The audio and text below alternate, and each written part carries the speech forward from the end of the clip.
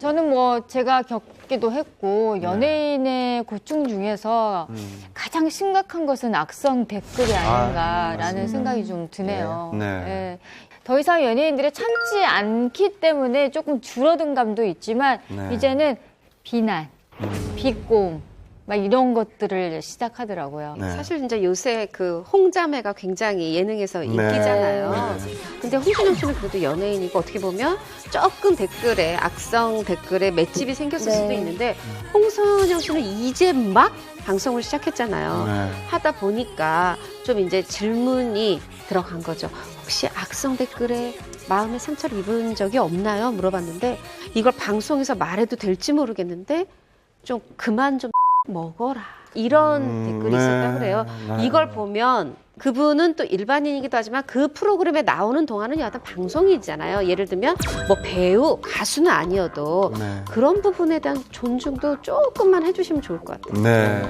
그래서 홍성영 씨가 사실 이 댓글 그만 먹어라 뭐 엄마랑 동생이 불쌍하다 이 댓글을 보고 너무 화가 났대요. 그래서 바로 답장을 보냈는데 가족은 건드리지 마세요라고 보냈다고 합니다. 특히 이제 그 홍진영 씨는 언니와 출연 전에 자신의 SNS에 글을 남깁니다.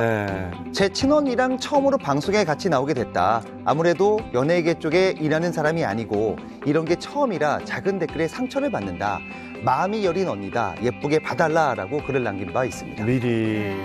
근데 요즘에는 일반인들도 사실 방송에 이제 얼굴을 비추면 이런 악플이나 이런 댓글로부터 자유로울 수가 없는 것 같아요. 그래서 홍진영 씨도 그걸 알기에 미리 언니를 걱정했던 건데 참 마음이 아팠을 것 같아요. 그러니까 연예인을 하면서 얻어지는 것들 중에 정말 즐거울 수 없는 것이 두 가지가 있다고 생각해요. 첫 번째는 스토커.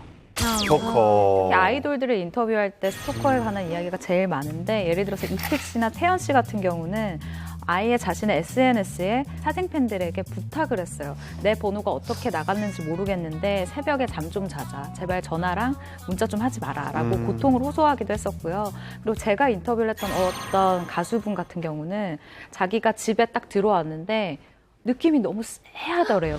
이상하다 싶어서 냉장고 쪽으로 걸어가서 일단 문을 열고 물을 꺼내려는데 그 불빛에 비친 그 부엌에 있는 스토커가 보여요. 스토커가 보여요.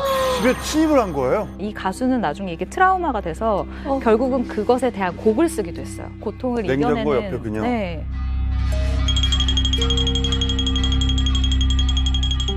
두 번째는 악플인데 본인에게 쏟아지는 악플은 아프지만 시간이 지나면 어느 정도 내가 필터링을 할 수 있다라고 생각이 들어요. 그런데 내가 방송에 출연함으로 인해서 가족, 전혀 상관없는 내 가족 아니면 뭐 내 선생님 혹은 내 배우자 자녀까지 욕을 먹는 상황들이 뭐 생기잖아요. 지나치죠. 그러니까 대중의 선입견으로 인해서 이 두 가지는 정말 연예인이 극한 직업이다라고 할 수밖에 없는 게 아닐까요?